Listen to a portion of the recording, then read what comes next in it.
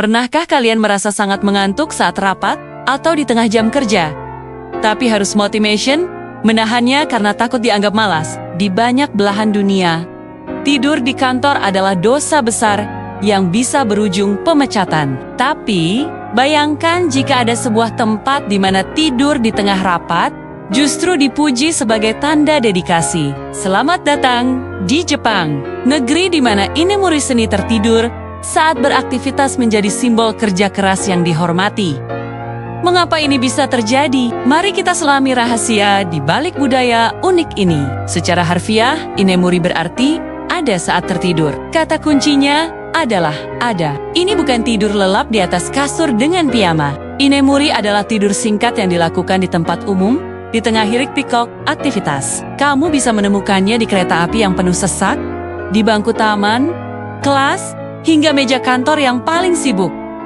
Ini adalah bentuk istirahat hibrida. Kamu tertidur secara sadar, namun secara fisik kamu tetap hadir dalam situasi sosial tersebut.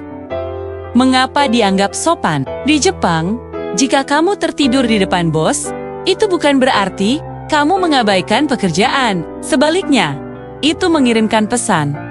Saya sudah bekerja sangat keras, hingga saya tidak punya waktu untuk tidur di rumah. Inemuri adalah bukti visual dari pengorbanan waktu dan energi. Ini adalah paradoks budaya yang menarik. Kamu dianggap sebagai pekerja yang berkomitmen tinggi, justru karena kamu terlihat kelelahan. Tapi tunggu, jangan langsung tidur di meja kerjamu.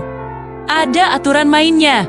Pertama, posisi tubuh. Kamu harus tidur dalam posisi tegak seolah-olah kamu hanya memejamkan mata sejenak. Jika kamu tidur sampai rebahan atau mendengkur keras, itu bukan lagi Inemuri. Kedua, perhatikan hierarki. Seorang atasan bebas melakukan Inemuri di depan bawahannya.